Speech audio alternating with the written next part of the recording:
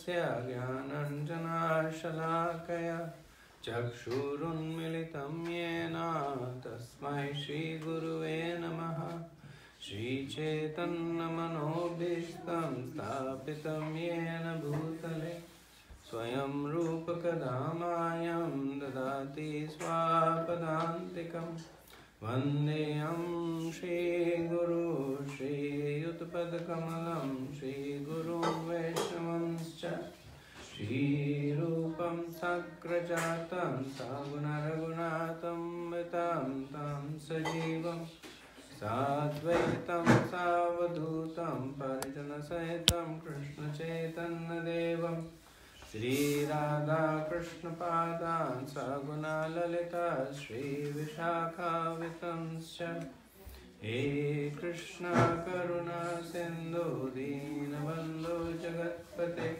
Gopisha Gopika Kanta Radha Kanta Namastate Tapta Kanchana Gaurange Radhe Vrindavaneshwari Vrishabhanu Sute Devi Pranamami Hari Priya Vancha Kalpatarubhayascha Kripa Sindhubhya Evacha Patitanam Pavanebhyo Vaishnavebhyo Namo Namaha Jaya Shri Krishna Chaitanya Prabhu Nityananda Shri Advaita Gadadhara Shivasadi Gaur Bhaktavinda Hare Krishna Krishna Krishna Hare Hare Hare Rama Rama Rama Hare Hare Namam Vishnupadaya Krishna Prasthaya Bhutale Shmati Bhakti Vedanta Swamiti Namine Namaste Saraswati Devi Gaurvani Pracharane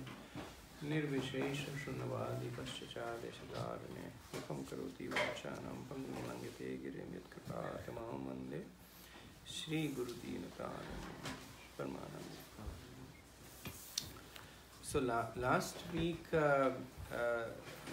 not last Friday, but last Wednesday, Rampal Maharaj had a nice and lively discussion on the previous set of the verses, the chapter 10, verse 12 and 13.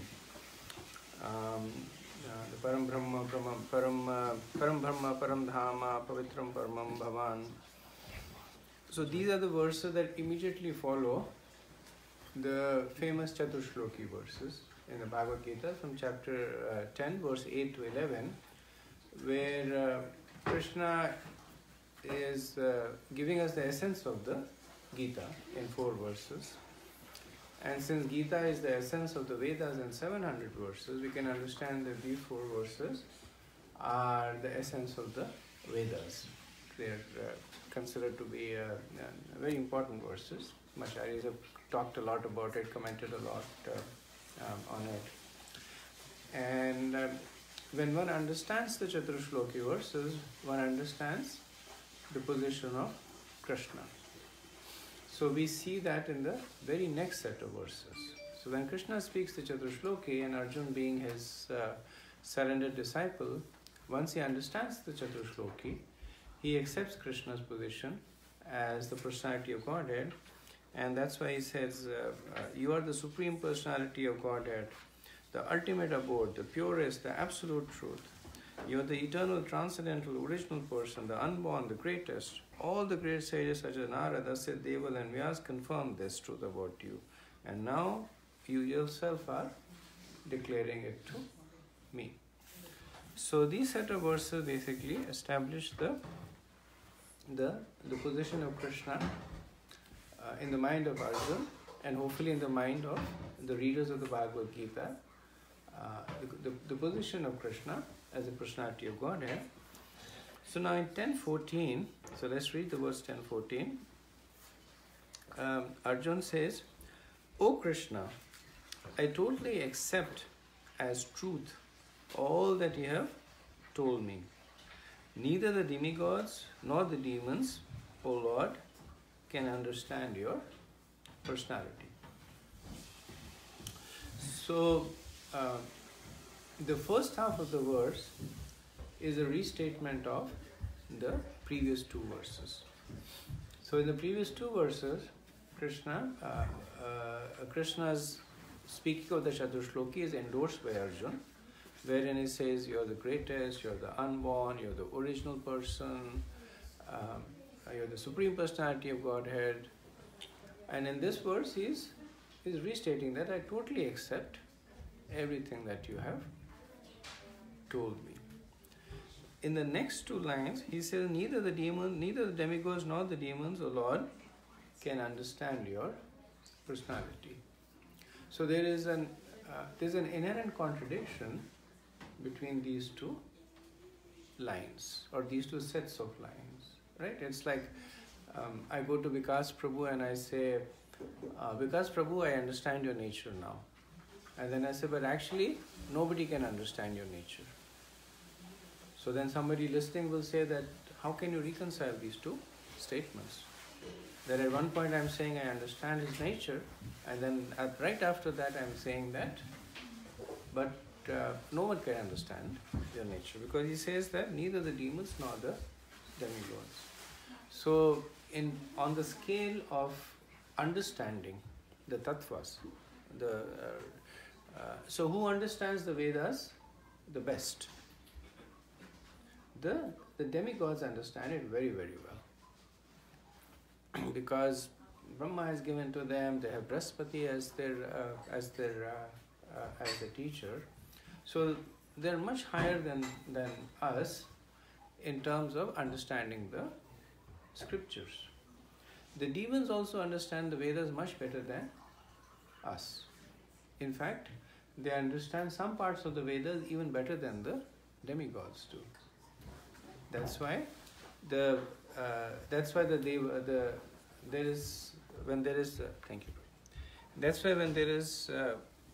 so we can't ever have like fight with the devas. They'll beat us every time, right? They're much more powerful to us. But when they fight with the demons, it's 50-50. Sometimes the demons beat them, sometimes the demigods beat them. So they are a good match to them, which means that they're almost as powerful as the demigods. So where do they get their power from? They get the power from the same source that the demigods get their power from. They get their power from the Vedas. Shukracharya, the guru of the demons, is actually considered to be a lot more learned than Brihaspati, who is the teacher of the Devas. The only difference is that they learn the Vedas without seeing Krishna in the center of it. And the demigods, they learn the Vedas understanding Krishna's position. That's why Krishna is favorable to them. When they fight, then Krishna comes and takes the side of the Devas. Yethama prapadyante, because the Devas are seeing the Vedas in conjunction with Krishna's position. But the demigods understand the Vedas also very, very well. So Arjuna is not even speaking about us, because we are much lower on the understanding scale. In the Srimad Bhagavatam 6th canto, there is this verse, verse that Dharmam tu sakshat bhagavad pranitam, na tu Dharmam tu sakshat bhagavad pranitam, nasai vidur, navai vidur. So the first, I forget the other line. The first line, Dharmam tu sakshat bhagavad pranitam, is that this whole dharma is given to us directly by Krishna. And then the subsequent line says that, but it cannot be understood. And then they give the line of personalities that cannot be understood. So it cannot be understood by the learned sages, cannot be understood by the demigods, the devas, cannot be understood by the siddhas, cannot be understood by the rishis. And then the last line is, what to speak of human beings? What hope they have to understand the dharma. And dharma is synonymously used with Veda, because Veda is the rule book for dharma. So that's why Arjuna is not even mentioning us. But then he says that that so he has said that neither the demigods or the demons understand you. So how do we reconcile these two parts of the verses where Arjuna is saying, I totally understand, I totally now know you're God. And he said, but nobody can understand you. So even though he says devas and demons, but we can understand that between the two has included everybody. Nobody can understand you. How do we reconcile these two statements? Rajipal? I'm sorry. Sorry, Maharaj, you were asking. Okay. For I'm sorry. Any thoughts? Yes, Prabhu. Here, Arjuna is saying that, oh Krishna, I totally accept whatever you told me. So he is not saying that I am understanding you. It is Okay. you told whatever I accepted. Okay, so that's a good point. So what you're saying is that he's taking his credibility on Krishna's statement. Krishna's statement, and it means also to state that Krishna revealed himself, that's why he could understand. That's why he could understand. Okay, thank you. That's a good point. What else? What are the thoughts?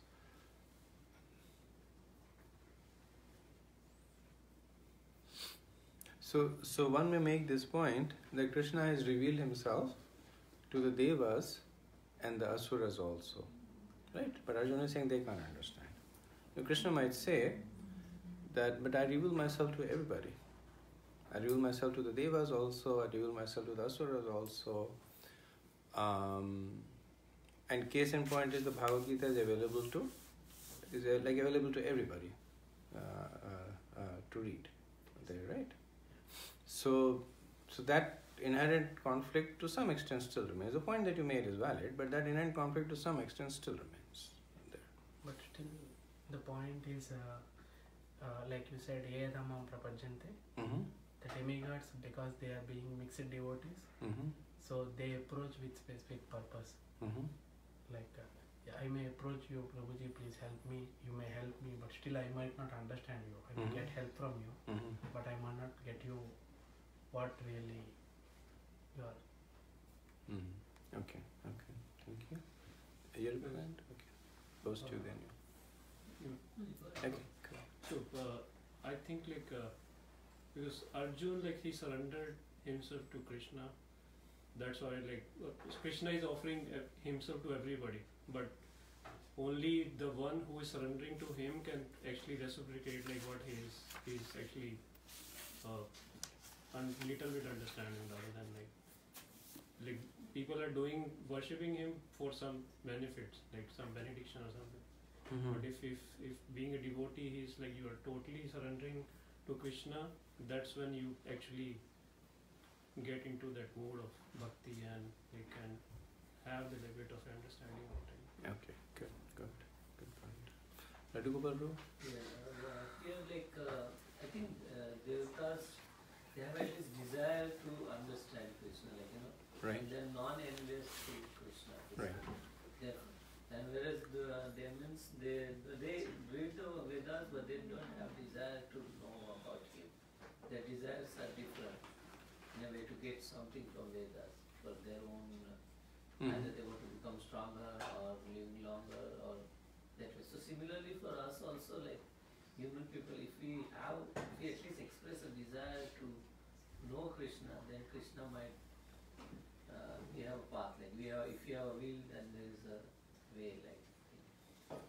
But sometimes we even don't desire to know. Correct.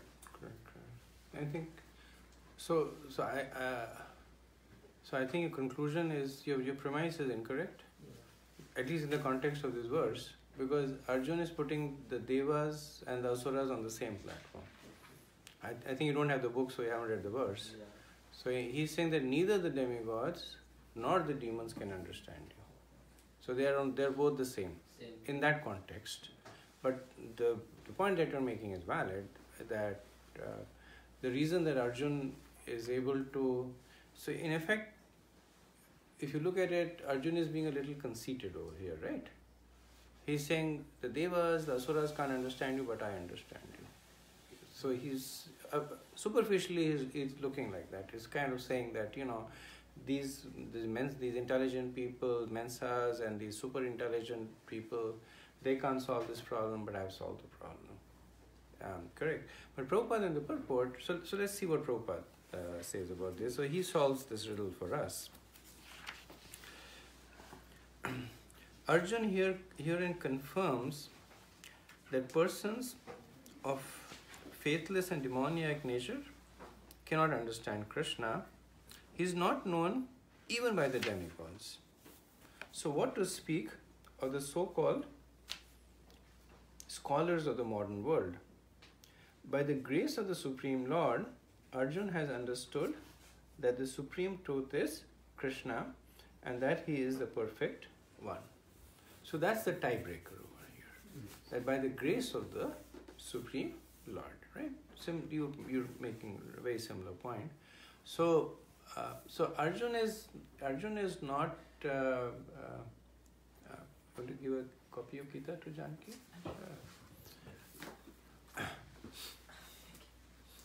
So Arjun is making claims of greatness not because he is great himself, but because Krishna has made him great, right? So those claims of greatness are actually coming out of humility.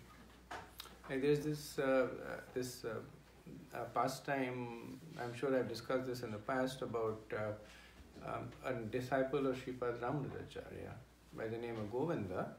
And he was a very simple Brahman, very much surrendered to his Guru Maharaj, and he was living in the ashram. So sometimes people come to say to Govinda that you sing very well, and Govinda says that I actually am the best singer. I'm a great singer. I said okay. And sometimes they will say you cook very well. He said, yeah, nobody can cook better than I can cook. So after some time, it's nature of Vaishnavas to glorify the quality in the others, but it's also the nature of Vaishnavas to be humble. So after some time, the other disciples started feeling a little bit, thinking that Govinda is in Maya. So they went to Sripad Ramanujacharya and they said, we know you're very affectionate to Govinda, we know that he's a simple person, but he has this problem, he's constantly boasting. So Ramanujacharya was surprised, said, okay, let me talk to him. They could talk to him and they said, Govinda, your god brothers are coming and saying that when somebody says you cook well, you said you are a great cook, and somebody says you sing well, you are the best singer. Govinda said, yeah, I do say that. And he said, but no, you have to be humble and you should not try and glorify yourself. He said, I'm not trying to glorify myself. Before I was a disciple, I had no good qualities. After I became your disciple, all these qualities were manifested in me because of your mercy. So when they glorify my qualities, I see that they're glorifying your mercy, and I feel they should glorify it even more. So when they say I'm a good cook, in my mind I think that my Guru Maharaj has made me a good cook, and my Guru Maharaj's mercy is unlimited.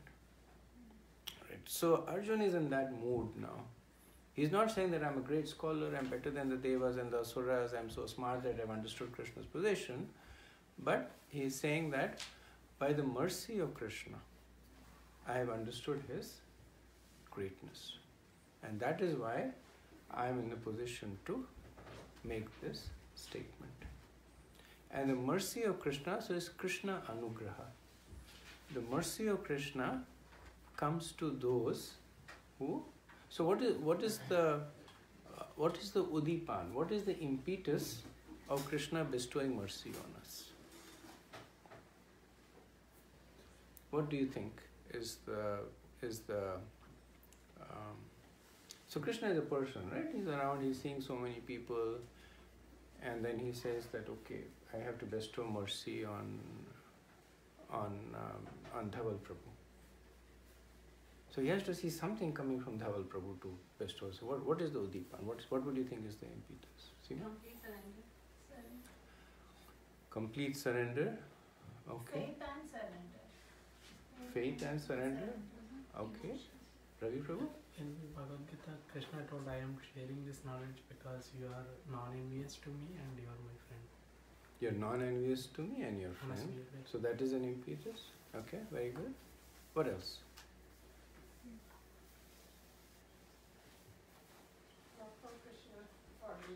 Love for Krishna, love for Krishna. Yeah. So I think this question, when we ask for practicing devotees, you actually get these answers, which is all correct. The basic impetus for Krishna giving his mercy is somebody asking for the mercy. That's the basic impetus. So sometimes we say love for Krishna, and sometimes like we say, I'm non-envious of you. Those are very, very exalted platforms, right? Everybody is envious of Krishna. That's why we have this material body. If we were not envious of Krishna, the day we start being envious of Krishna, this body would become spiritual. Prabhupada would say lava. So lava is 1/16 of a second, which again is just notional to say that in a blinking of an eye. The moment you stop being envious of Krishna, you lose your material body. Not that you die, but your body becomes spiritual at that time. So love for Krishna, right? So when you compare your love to Krishna to the love that Krishna is receiving from his associates, right? It's kind of like there is Mount Everest and there is an ant walking on the side, and the ant is saying that my shadow is going to cover Mount Everest. So that's the love that we have for Krishna. Now, because we are materially conditioned, our ability to love is very much limited also. So it's to the ability that we do, but actually our ability is like, there's a big vessel, and in the big vessel there is a very small kind of a crucible there, right? And that's our domain that we are operating. The crucible is mostly filled with love for ourselves. That's 99.99% of what the crucible is. So firstly, that full tank is empty. In the tank there's a small crucible. In the crucible, 99.9% is love for ourselves.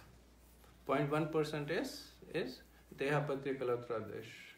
That those who are connected to us by our body. Atma Shainasya Satswapi. That we Atma Shainasya, that we consider, these are my soldiers, this is my protection. So Dehapatya Kalatradesh, person has most attraction for that is produced from one's own body, right? So all the new mothers can relate to that. You have a child, your sun rises when the child smiles, and if the child is crying, then even if your husband comes, you'll say, get out of here, my child is crying, don't disturb me right now. So I remember when, and I'm sure it probably is still there, when Indulekha was pregnant with Dhruv, we went to the hospital, and they offer actually counseling right after birth, because the dynamics between the husband and the wife change a lot. So before the child is born, the husband and the wife are like happy with one another, and they're all taking care of one another. The child is born, the husband becomes a distant second, and he's like, what happened one day? Everything was going okay, and now one day everything has changed now. And so they actually offer counsel. Do they still do that? Do they still offer those kinds of? They don't. You should have asked. So Fairfax Hospital, they did. We were there. They actually offered us. They said there are support groups that can help you and all that. We were like, what are you talking about? But then we realized that it's not completely untrue also. So Dehapatya Kalatradesh, the Atma Shainasya Sapsvai, and what is it? Tasya Nidhanam. I forget that. Nidhanam Tasyapi. That, and even though with your own eyes. Even though with your nidhanam means death, even with your eyes you see that all this will go away. So we were children, we grew up. I mean, it's not that we have died, but our relationship has become much weak. Now each one of us knows that our child will grow up, will marry or move on, and that relationship will change. So even though we have seen this with our own eyes, we have experienced that. Maybe we were at the giving end, maybe we were at the receiving end, but we have experienced that. But we still are unable to do that. So that's filling most of the other part of the crucible. So when we say love for Krishna, it's like a sliver that's that's there somewhere, right? So what will Krishna, Krishna getting so much love from Srimati Radharani, from Yashoda Maya, from his Gopa friends, etc. But when we ask for Krishna's mercy, Krishna responds. He's duty bound. That's written in his rule book. That yetamam prapadyante tamstate bhajamiham. So in order to, and Srila Prabhupada, either in this purport or the next purport, he writes, that is why he says, to understand Bhagavad Gita, one should have some amount of faith in Krishna.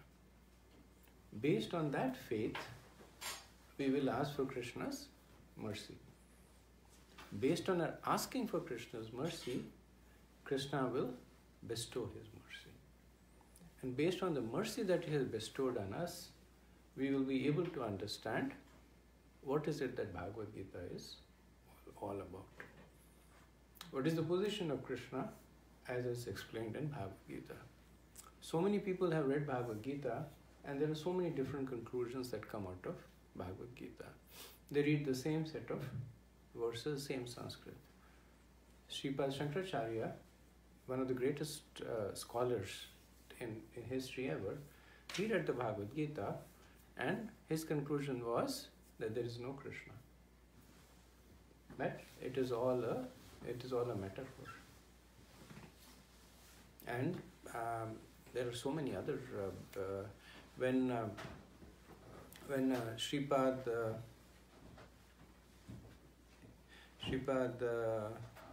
I think it was Ramanujacharya. When Sripad Ramanujacharya was studying as a child, when he was studying, so he was studying under. He came later than Shankaracharya, so he came in one of the teachers in the disciplic succession of Shankaracharya was commenting on a verse about Krishna, and I don't know the Sanskrit, but he was talking about how Krishna, the verse talks about glorifying Krishna, that how Krishna's lips are reddish and beautiful like the leaves of a lotus flower. So the word that was used over there is kapi, and whatever the Sanskrit follows. And this particular teacher, following in the line of Shankaracharya, so one of the meaning of kapi is also monkey. So he was trying to explain that how this verse is saying that if you look at them, at least I guess some monkeys, the area around the anus is red in color. So he was interpreting this verse as saying that Krishna's face is like the anus of a monkey. So their philosophical interpretation was that these verses are put over there to weaken one's faith in the notion that God is a person. That they have these coded messages there that if one is knowledgeable enough, they can decode it and they can see how they are actually making fun of the notion of God being a person. Because God's not a person. God is energy. God is the all-pervasive Brahman, God is omniscient, God is omnipotent, but giving God a personality is getting God down to your own level. So you're conditioned, you have a body, and you say God is also conditioned, God also has to have a body. And that was a turning point in the life of Ramanujacharya. When he heard this, the interpretation, he started crying. He was a small child, but he was a devotee by heart. He just started crying, and he said that, but he was already a scholar. So then he said his teacher that the interpretation that you're giving is not supported by the semantics of Sanskrit. And then he gave, whatever, and Sanskrit is like a very scientific language, that when this is used over here, this meaning is there, and this, because this applies over there, it cannot be used as a noun, it has to be used as an adjective, and he defeated the teacher. which at that time was a big thing. That the students were never supposed to speak against the teacher. And the fact that he defeated the teacher in front of the other students, the teacher was completely mortified. To the point that later on he plans to actually kill Ramanujacharya. He was so mortified by the whole thing. So the point is the Vedas are there for everybody. One person can read the Veda and get one understanding, and another person can read the Veda and come up with a completely different understanding. But the real understanding of the import of the Vedas is available to those who have asked Krishna for his mercy. So we always approach, when we read the Bhagavad Gita, that's why we do the Mangalacharan. So the Mangalacharan is essentially our praise for mercy. Like Om Ajnana Timendasya Jnananjana Shalakya. That I was born in the darkness of ignorance. But by the mercy of my spiritual master, Jnananjana Shalakya, by the torchlight of knowledge, they opened my eyes. Sri Chaitanya Manobhistam Sthapitam Yana Bhutale. That by the mercy of Lord Sri Chaitanya, this mercy is actually coming to me. And then we invoke the mercy of the other gurus, the other personalities in the disciplic succession.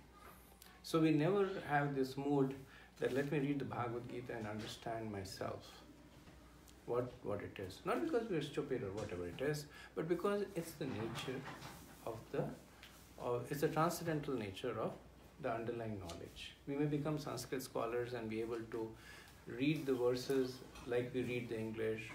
Even if we are not Sanskrit scholars, we can read the translation and understand. But in order to understand the purport, in order to understand what Krishna actually wants us to understand, we have to read in the mood of begging for Krishna's mercy. So, one question. Right, bro?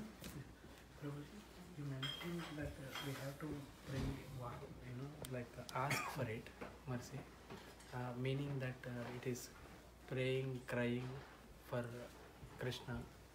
So here when we pray that, the mood is like, I am in a very difficult situation, you please take me out of this situation. So that is the praying mood. But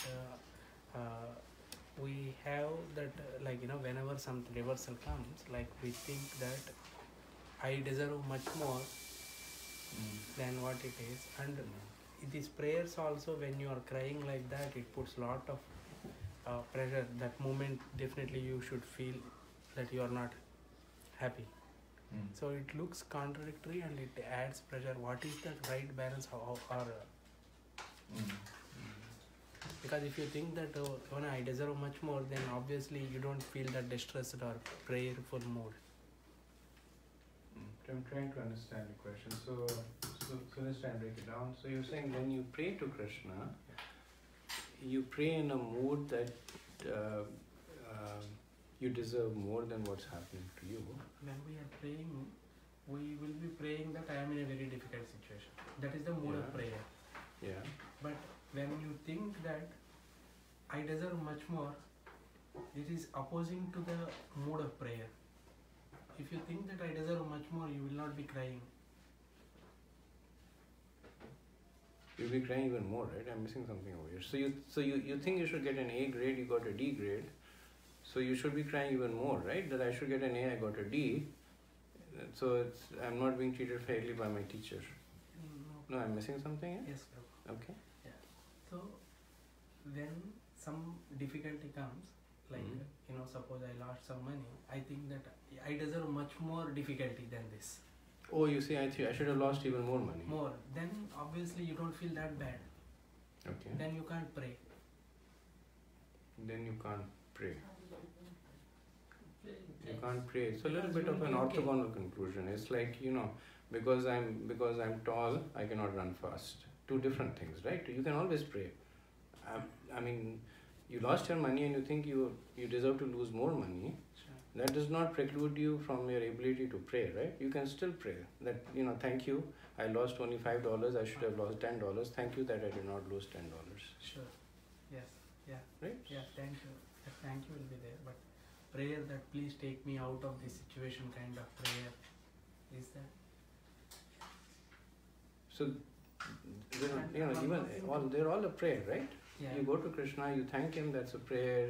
Sure. You ask for something, that's a prayer. You get upset at him, that's a prayer. Okay. It's your interaction with Krishna, right?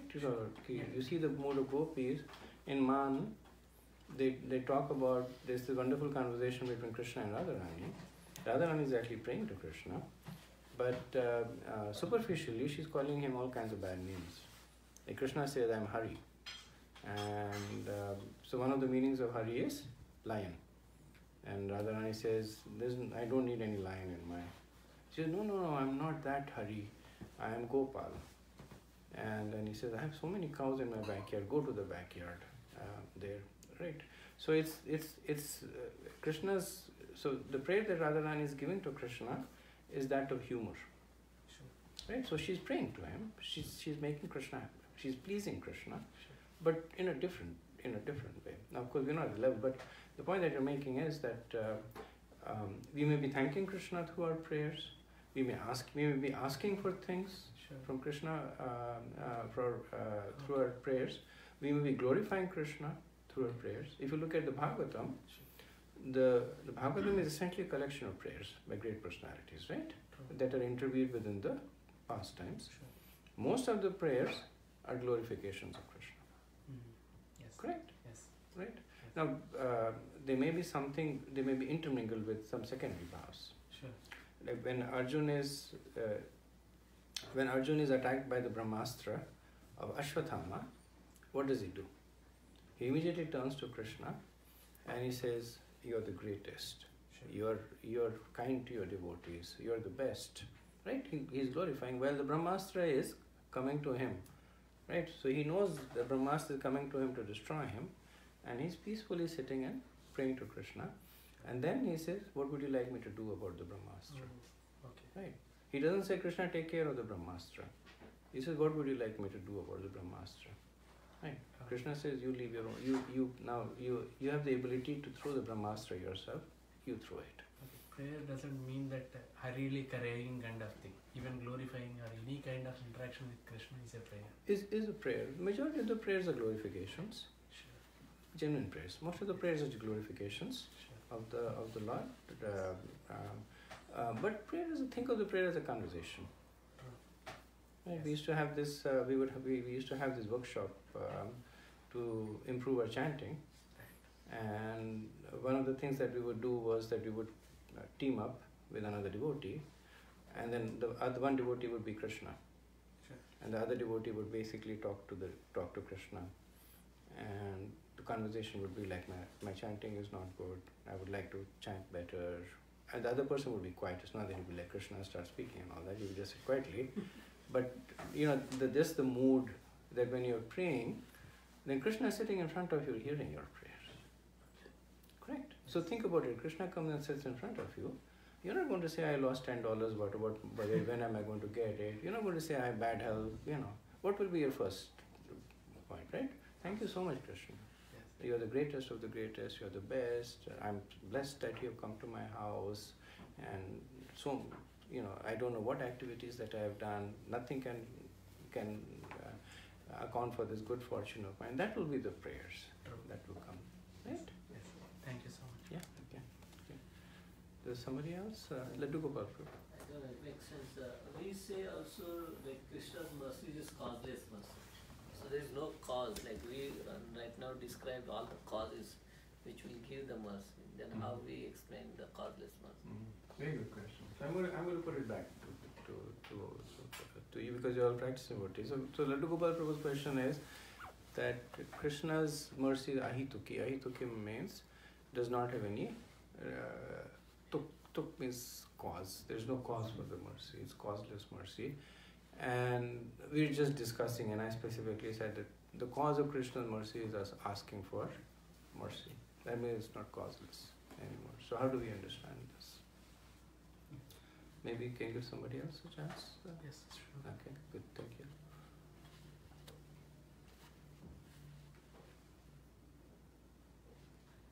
Prabhuji, when you were describing, you explaining it to Radha Prabhu, it was excellent. You explained. Is it unconditional? So So is causeless, would that mean? Because the first thing that came to my mind is there are no conditions attached. You just... That is true. That is true. It's a very good answer. I wish I would have thought of it, but it's a very good answer that we can synonymously replace causeless with unconditionality. It answers to a great extent, but again, I think the basic question Ladugova Prabhu is asking is, so I'm going to him and say that you're saying it's unconditional, but I just now heard that there is one condition that you should be asking for it. Right, so it's not like fully unconditional. So how do we reconcile that? It's like saying the wind is always blowing, and if you set your sail, it's up to you to set your sail, because always there is no cause at all, it's always there. It's never not there. Just you have to turn yourself. So it's actually causeless. There is nothing, it's just you have to. Thank you very much. Thank you. So that's the understanding of Krishna's causeless mercy. That Krishna's mercy is available to everybody. It's not based on whether you're a Brahman or a Kshatriya, whether you're like a Purush or a Stree. Nothing. It's available to everybody. All you have to do is to avail of it. Mataji gave the example of the wind. A lot of times the example of the sun is also used. That the sun is shining everywhere. If you choose to turn your face to the sun, then you will see darkness. It's not the sun's fault. It's your fault that you've chosen to turn your back to it. So that from Janki? Just one comment is, I don't know if it's related, but I think one time you said that in one verse Krishna says that I will be partial to my devotees. So if you look at it in that context, yes, he's giving mercy to everybody, but he's also saying that I'm partial. That means for devotees, they ask, they get a little bit more mercy. They get, right. So that asking is kind of like putting up your sail or turning your face to the sunlight. That's the Like a child is asking, the mother will always give, but if the child is asking one more extra. One more extra. True. Right. Prabhuji, that last verse of the Karma Yoga where your will is most important, isn't this also the fact that it's your will you put in? Isn't that also the effort or turning to Krishna? Is there a link to that? It is. Your willingness to... Correct. And so the willingness is what makes us depending on the metaphor you're using, open up our arms or turn our face or set up our sails. That's the willingness. And Krishna's mercy is there all the time. It's ready for us to use. One of the time Prabhupada gave the example of the power plug, and he says there is always potency in the plug. As soon as you plug it in, you can avail of the potency there. The potency is not dependent on anything else. It's always over there. Krishna's mercy is always there. All you have to do is to avail of it. You have to be willing to avail of it. In the Mahabharata, we keep watching the B.R. Chopra's Mahabharata. Sure. And there the episode where Krishna goes as a Shanti Dut.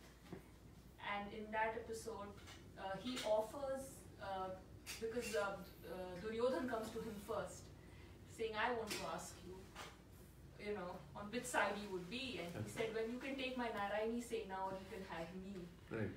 And he chooses the Sena. So at that time, wasn't he offering him his mercy? Yes, he offered actually both Duryodhan and Arjun. He offered both of them equally his mercy. Duryodhan chose one form of his mercy, and then Arjun chose another form of his mercy. which is very similar to what we do, right? The material energy is also Krishna's energy, right? Without Krishna in the Bhagavad Gita says it's out of fear of me that the sun rises every day, that the wind blows, that the clouds give the rain. So the whole material world is also being run by Krishna's energy. That's one form of his mercy. We choose to avail of that form of mercy. Just like Duryodhana, he thought that better for me to get like the whole army than one person. And it didn't help him much, but that was his way of availing of Krishna's mercy. Just like that, same choice we are making. Better for us to get this material energy than to get Krishna's spiritual energy. Krishna is offering both of that to us. Yeah? It's a very good, way for us to understand this distinction. Thank you.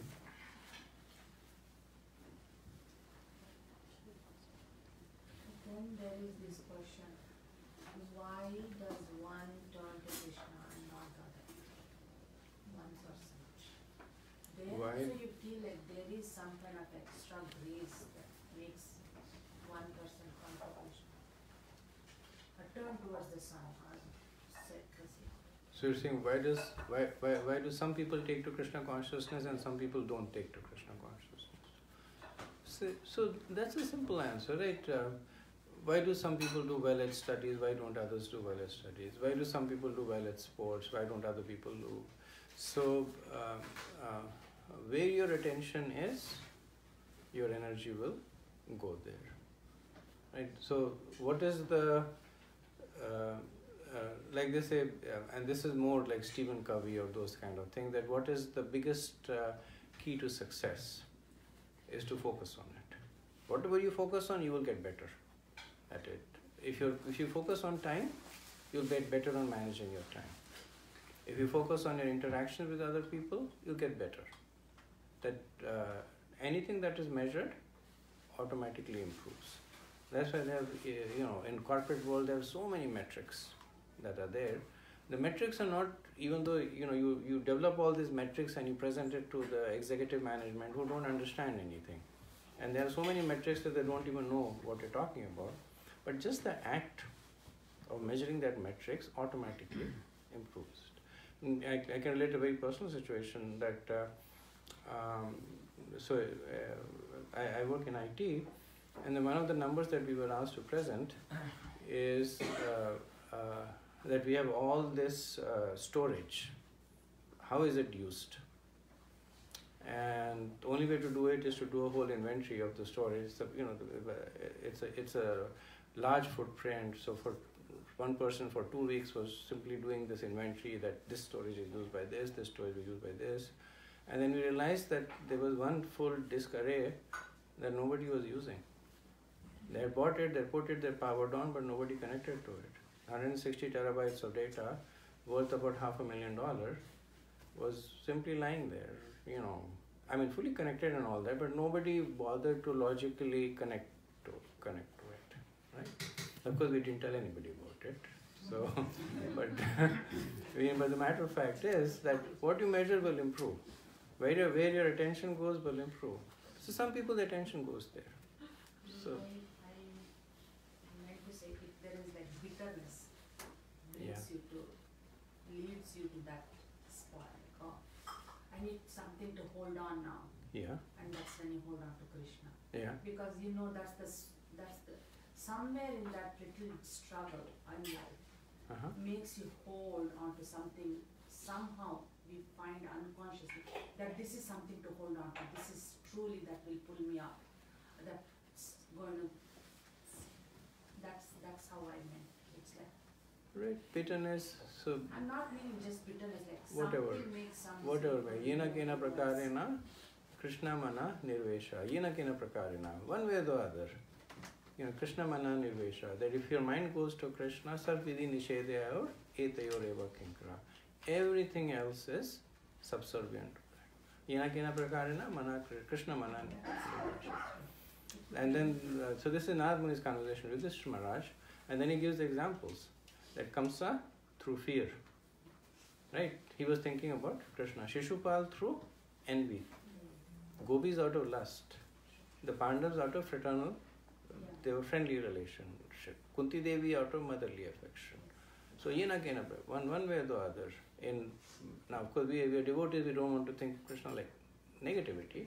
But even if we are doing like that, when Krishna was there on the battlefield of Kurukshetra, both the soldiers, the side on the Pandavas and the Kauravas, both reached the same destination. Krishna did not discriminate that you were fighting against me, you were throwing arrows against me, you go to hell.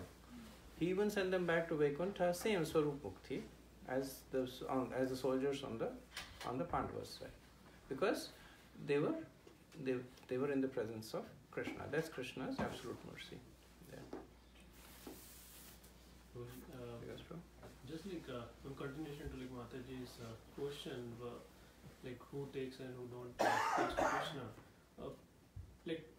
where you're born, like that actually dictates to like what your faith would be. Like just like if you're like born as Muslim or like or Sikh or like by basic you're hardwired to like worship what your religion is saying, right? To a great extent.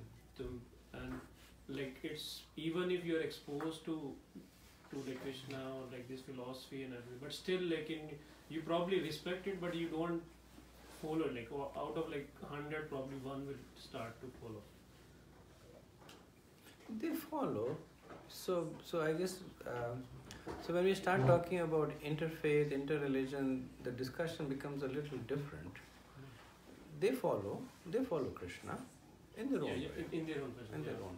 So is it So same? it's not like we are the only devotees in the universe, right? Right. The Muslims are devotees, the Christians are devotees, the ones who are sincere. Yeah.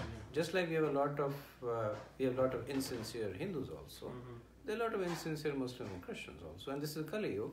So the majority of the people are insincere, but that does not mean that the religion is false. No, I'm not talking about the religion. So if they are worshipping, let's say Allah, right? So that is same as Krishna. Like it's not like that. Being a Hindu will probably think, okay, like if you are not like worshipping Krishna, so you are not. If they are worshipping Allah as per the Quran, right, then they are as good as we worshipping Krishna as per the Bhagavad Gita. The only difference is the Quran explains Allah as Brahman, so they are Brahmavadis. Right. Not Mayavadis, they are Brahmavadis. At least the sincere ones. That's the level of the realization that particular path takes them. Takes them to. But they are on the path too. They are on the transcendental path. They're saying. Even amongst the Hindus, so I guess other part of the question which maybe you didn't ask but I want to address is that there are some people who are born in the family of devotees because they were practicing devotional service in the previous life. Right. So then they get Krishna in the 6th chapter. He makes this point that those who make some progress but are not able to perfect themselves, I give them another opportunity, but he gives them a head start. He gives them birth in the family of devotees. So like in your house, Anura, right from the beginning, she knows Kirtan, she knows Hare Krishna Maha Mantra, she knows deity worship. Maybe you didn't have that opportunity, right? So she has a head start on you. Why? Because she had already made a lot of progress in the previous life. That's Krishna's way of reciprocating. So not only does he create within the heart the desire to make progress, even outside he creates an environment that is conducive. So that's why some people are born. So they say there are 3 kinds of advancements in the spiritual path. One is by age. As you become more advanced with age, your knowledge is advancing. One is by realization that you are able to within your heart understand more of it. And third is by birth. That some people are born as much more advanced. Bhaktisiddhanta Saraswati Thakur, by the time he was 5 years, he had memorized the entire Bhagavad Gita and he could sit and speak on a verse. So he didn't just memorize it like a parrot. He could sit and explain a verse with great details. Just 5-year-old child. Right? Why? Because he's just starting from where he left in the previous life. Okay, so any other questions, comments? We'll do the next verse. So this is verse 15. Indeed, you alone know yourself by your own internal potency, O Supreme Person, origin of all, Lord of all beings, God of gods, Lord of the universe. So this is a this is a very sweet verse where you see Arjun glorifying Krishna with so many seemingly synonymous titles, but with slight nuances that are different. So this verse also explains, so all the discussion we were having for the previous verse, that why is Arjun making claims to understanding Krishna when he's saying that the devas and the demons cannot understand Krishna? So here he's explaining that. He's saying that indeed you, by your own internal potency, can understand yourself. So there is only one way to understand Krishna, which is by connecting with Krishna's internal potency, Krishna's Chit Shakti. And there is only one way to connect with Krishna's internal potency, that is through Bhakti Yoga. Right? So Arjun is guiding us on that path. Nobody can understand Krishna. Devas, the demons, the human beings, nobody can understand Krishna. Only Krishna can understand Krishna. And even in that area, Krishna has some challenges. He can't fully understand himself, because it says that every time he meditates on his qualities actually increase. The first time in the Bhagavatam where in Dwarka he once looks at his own reflection and then he gets bewildered. He says, who's this extremely beautiful person there? And he gets so attracted by his reflection that he's looking very intently at it, trying to figure out who's this person there, and then he figures out it's my reflection. That's the reason Krishna comes as Chaitanya Mahaprabhu, to experience his own sweetness. He's thinking, what does Srimati Radharani see in me? That she almost goes mad with emotion, because he's always the ashraya. He's always the object. It's kind of, like you're in a position where everybody is coming to you and say that I love you, you are greatest, and while it may be good, but at some point you'll start thinking that what does it feel to love somebody that much? What is the greatness that people see? So Krishna, especially in the context of Srimati Radharani, when she was experiencing Mahabhav, he started thinking that what is it about me that Srimati Radharani loves so much? So he came as Chaitanya Mahaprabhu in the mood of Srimati Radharani to experience his own sweetness. That was the internal reason. The external reason was that he wanted to establish the Yuga Dharma of Harinam Sankirtan there. But the only way to understand Krishna is Krishna understands himself through his internal potency. Krishna only understands himself through his Chit Shakti, his knowing potency. And the only way for us to understand Krishna is to connect to his Chit Shakti. And there is only one way to connect to Krishna's Chit Shakti, which is through the process of devotional service. Is Radharani considered a representation of internal potency? Yes. Yes. So that's why we approach Radharani for mercy to understand. Yes. Yes.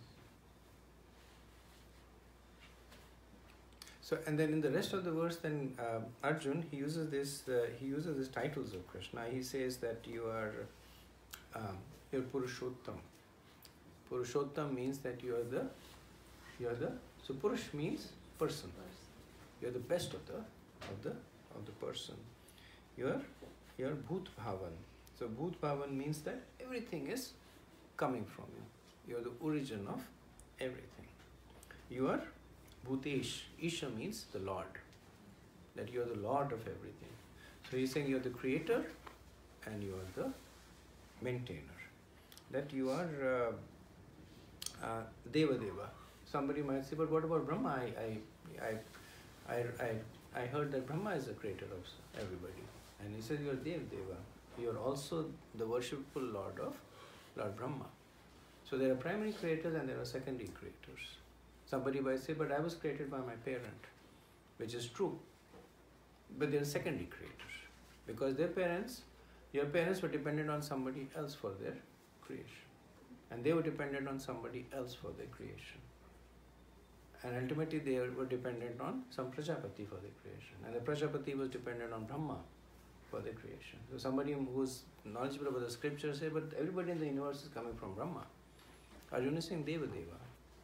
That even that Brahma comes from somebody. Where does Brahma come from? Garbhadaksha Vishnu. Right? So he's not Swarat, he's not independent. He himself is dependent on Krishna. Krishna has no creator. He's the cause of all. Sarkaran Karana. He's the cause of all cause. Jagatpati. Jagatpati means that he is the so Pati means protector. Jagat means that he's the protector of everybody. And the reason that Arjuna is also using these names over here is that he's setting the scene for the subsequent part of the chapter there. So, and Prabhupada in the purport, he quotes a very famous verse from Srimad Bhagavatam. It is one of the Paribhasha Sutra. So Bhagavatam is considered, there are two verses in Bhagavatam that are considered to be the Paribhasha Sutras. So Paribhasha means definition and Sutra means essence. So basically they define the essence of the Bhagavatam. This is one of them. It appears in the first canto, second chapter, verse 11. Vadanti tattva tattva vidas tattvam yajnanam advayam brahmeti parmateti bhagwaniti shabdayate. So this is Sutta Goswami. He's saying that the supreme, the people who are Vadanti tattva tattva vidas. So the people who are tattva vidas, who know the truth, what do they say? What is Vadanti? What do they say? They say that Tattvam Yajnanam Advayam. That we know as the non-dual substance. Advayam means non-dual. That we know as non-dual substance. Brahmeti Paramatmeti Bhagwaniti Shabdiyati. Is the same that manifests as Brahman, Paramatma and Bhagwan. So the point that he's making, the same Krishna appears as Brahman, same Krishna appears as Paramatma, and the same Krishna appears as Paramatma. So, question for you is that the names of Krishna that is used over here, which one refers to Krishna as Swayam Bhagwan?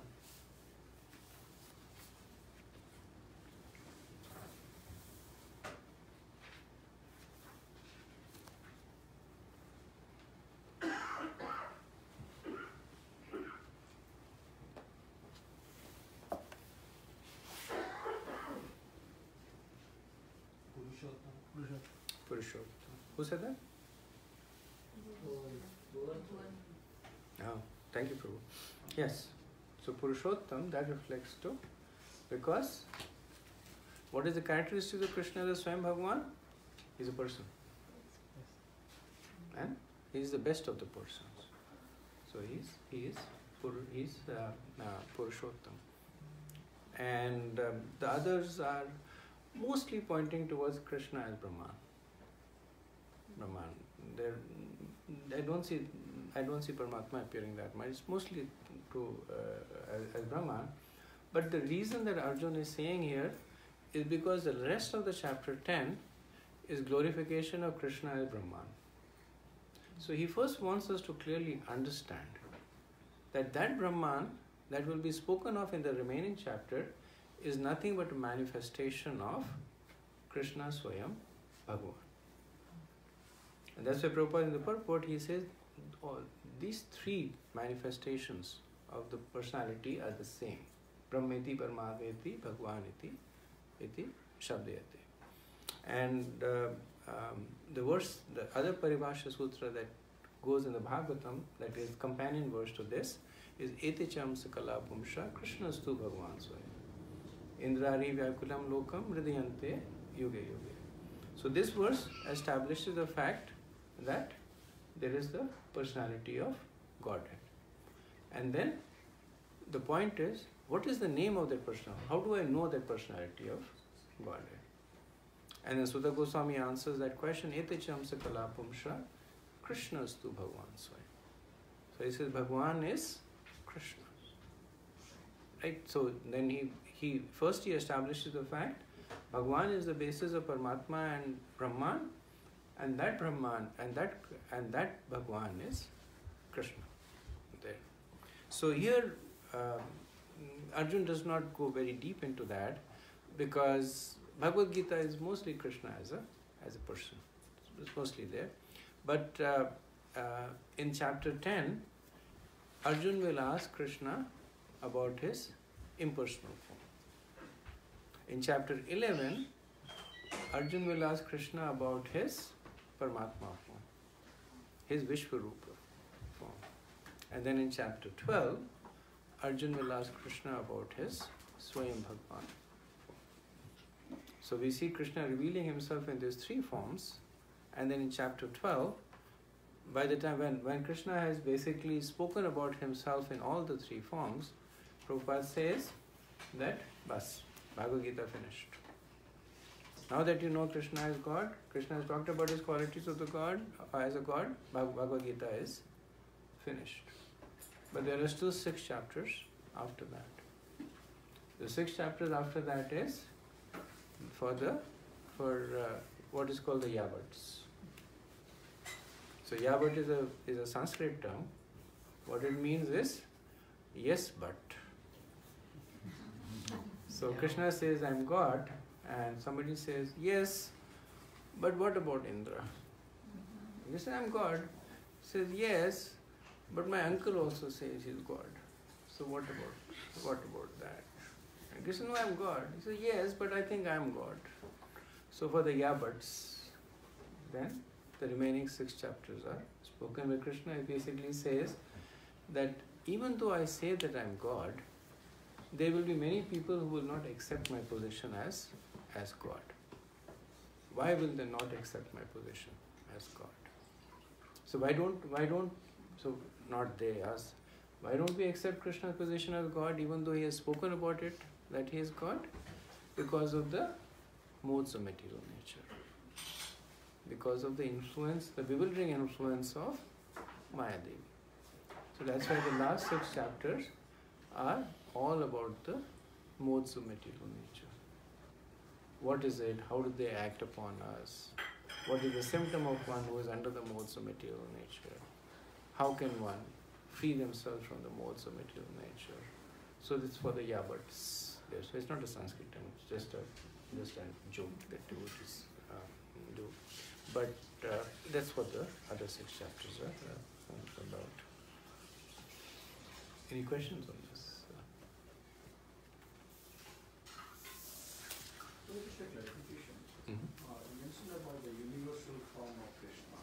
Mm-hmm. So is it kind of part of the Paramatma, Pradhanati Paramatma? So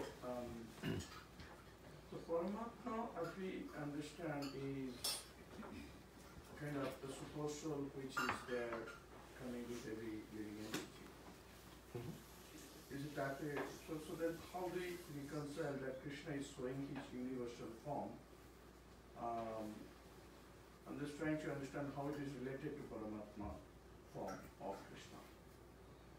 So for the universe, there's a universal form. There's a Paramatma form in our heart. So the universe has the reason that the reason that there is order, the reason that things act in a certain way, is because of the presence of Paramatma. So why does the universe act in a certain way? It goes through the cycle of cosmic creation, destruction, etc. Why? Because there is Paramatma within the universe. Who is asking the universe to expand or contract, or the planets to behave in a way? So who is the Jiva of the universe? Not Brahma. Who is the Paramatma accompanying the Jiva? Krishna's universal form over there. Right? There's a Jiva in our body. Right? So our body is this body. Brahma's body is the universe. He is the soul of the universe. So what happens when Brahma dies? The whole universe is destroyed because the soul has left the universe. When Brahma enters the universe, that's when the universe starts to organize itself, to grow, etc. But really, because when Brahma appears, then Krishna also enters as a universal form. So that's why it's called Vishwarupa. That's the form that he shows.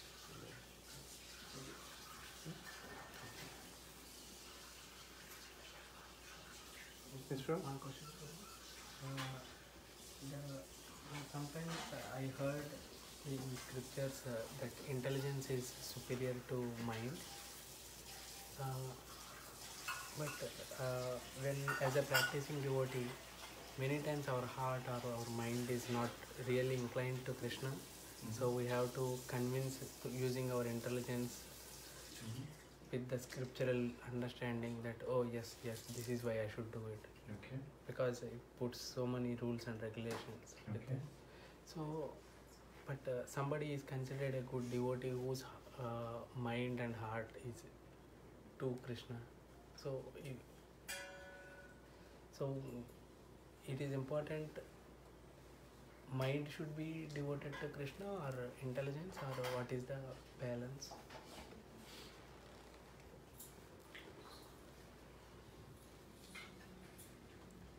So best is that, you use that term, the best is that the heart should be devoted to Krishna. So heart is the area of your realizations. So that is the best. Like when a child loves the parent, not because they don't go through that logic with their mind that this is my parent, I should love.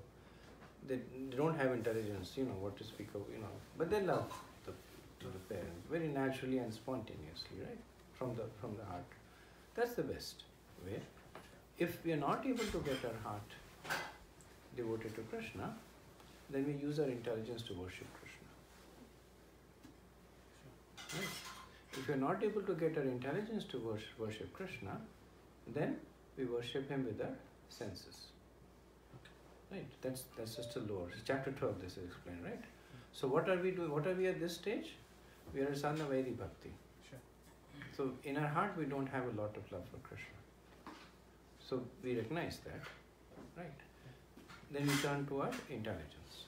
So we study the scriptures, we try to develop the conviction, and that helps us, but it's not all there. So what do we do then? With our senses we worship Krishna. So senses are external, right? So that's why it's Vaidhi Bhakti. So we do arti, right? Somebody might say, you're mechanically doing arti. Do you actually stand here when you're offering incense? Do you see Krishna on the altar, right? Do you feel that you're offering this parable? No, you don't. But we are not at that adhikar right now. But that does not mean that whatever you're doing is hypocritical. It does not mean that it's useless. It's unless you take step 1, you can't take step 2. You have to take step 1. You have to put one foot forward, then you have to put the other foot forward. If you put both foot forward at the same time, you'll slip and fall. So what we are doing is, we're following the process that's been prescribed to us. That until we develop spontaneous love for Krishna, we perform bhakti as per rules and regulations. Some people will artificially say that I have so much love for Krishna. Like sometimes you ask people, can you chant? Right? And the person will say, I'm chanting all the time. And you say, very good. Out of all the time you're chanting, keep aside some time and chant 16 rounds. Right? So it should be easy for you. It's a subset of it. Say, no, can't chant 16 rounds. But I'm chanting all the time. Okay? So 2 steps forward, but not taking 1 step. Right? So, but when we commit to some people say, why 16 rounds? Why not 17 rounds? Why not 18 rounds? Why not 12 rounds? Right? 16 is just a number. Right? But that's the number that's been given to us by a Guru Maharaj. And then that's the number he got from his Guru Maharaj. That's the number Chaitanya Mahaprabhu asked us to do. So at the stage that we are, the perfection of our commitment is to follow the instructions that have been given to us. In following that instructions, we get purified, and from external devotion, we reach to the stage of internal devotion. Sure. So as we practice bhakti, we become bhaktas. Yeah, that helps? Thank you. Any other thoughts, comments? I would just say, a little contradiction is going on in my mind, so that's why I'm just putting this question. May not be relevant to the topic that we are discussing. So, different religions we understand is the way to connect with the God. Right? So, our own Vaishnava Dharma is believing in the personal form of Krishna or the God. Mm-hmm. Whereas some religion just believe this is a blasphemy to their religion, right?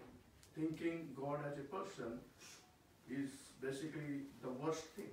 Mm-hmm. So if it is all leading to the same person, Mm-hmm. same God, Mm-hmm. why then these different things has been created which is contradictory? Right? Mhm. Someone believing, I mean, we believe that personal form is the best, Correct. whereas as per them this is the worst. In Correct. fact, they believe killing these people is the best thing. And that's what is happening in this world. So Correct. there's a little bit So I contradiction think, here. thank you. I think the killing part is probably, I mean, that's just their thought. That's perverted thinking there. In fact, it's Right. written in Quran that killing those people means you are doing good for Islam. So, Not really. I think again, Quran is something that it's like a scripture. It can be read in different ways. There, from what I've heard, I have obviously not read the Quran, but what I've heard is that those phrases that are interpreted in a particular way don't actually mean that. They just interpreted that. But I don't know enough to authoritatively support or refute. But the other point that you're making is an interesting point. That yes, that there is no ambiguity. That in like in the Islamic religion, when we have this Vaishnava Muslim dialogue, then when we have this lunch break, so at that time the Muslims, they do their namaz, right? So in order to just respect, because their rules are so strict that you cannot even have a picture of a form of Lord, because if they're reading namaz and giving obeisances, they don't even want to have that sense that somebody might think I'm giving obeisances to that picture. So they would have a separate room in which we would remove all pictures, because if you go to a devotee house, your temple, all the walls are covered by it. Some Radha Krishna, Chaitanya Mahaprabhu and all that, but we would actually go and remove all the pictures for them before they would go in and read namaz over there. So they are very clear that's, as you were saying, it's blasphemous to consider the Lord to have a personal form, but they accept the Lord's impersonal form. That's the level of the realization. That's their adhikar. They accept the Lord's impersonal form. So what to speak of Muslims? The Brahmavadis within the Hindu tradition, they also consider the Lord's personal form to be blasphemy. Right? The followers of Sripad Shankaracharya. So blasphemous that they blaspheme the Lord's personal form. The example that I was giving earlier on, comparing Krishna's lips to the backside of a monkey, they do that all deliberately to develop this kind of distaste to the personal form. That's their adhikar. They will only get attracted to. So there are people who will only get attracted to Krishna's impersonal form. Right. So there's a whole process for them. There is a whole part of the scriptures that talk, even within the Vedas, what to speak of other religion, that will glorify Krishna's impersonal form, that will help you think of Krishna's impersonal form. Small glimpse of it is given in the 10th chapter, where Arjuna will ask this: how will I think of you in your impersonal form? Small, just I think how many 83 vibhutis are given here, but then there are huge scriptures that give them. So it's it's a bona fide realization. It is incomplete realization, right?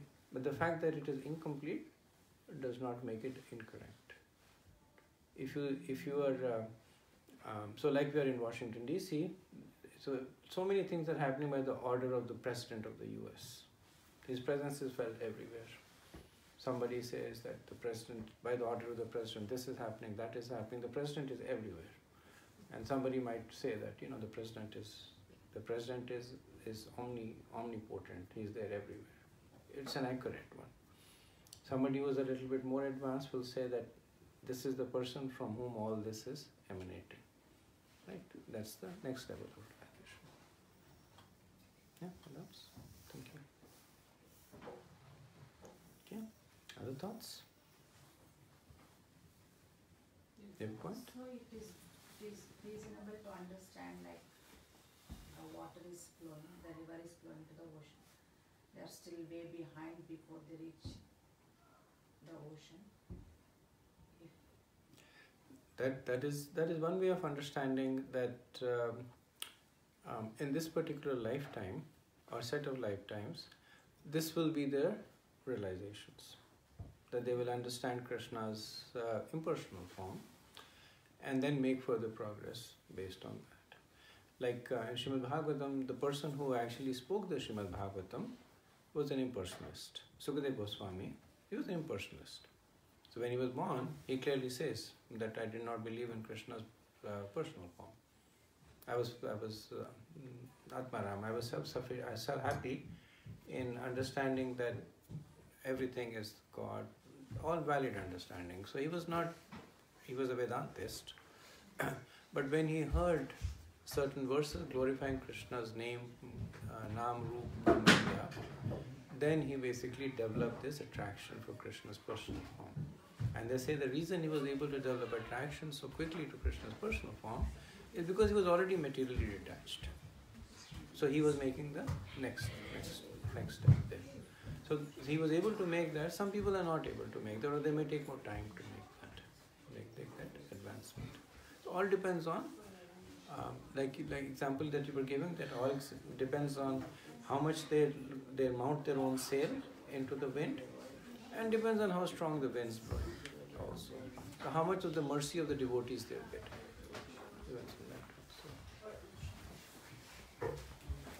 Okay, so I think we are out of time. So we'll stop at the 15th verse. We'll start at 16th verse next time. Srila Prabhupada ki jai.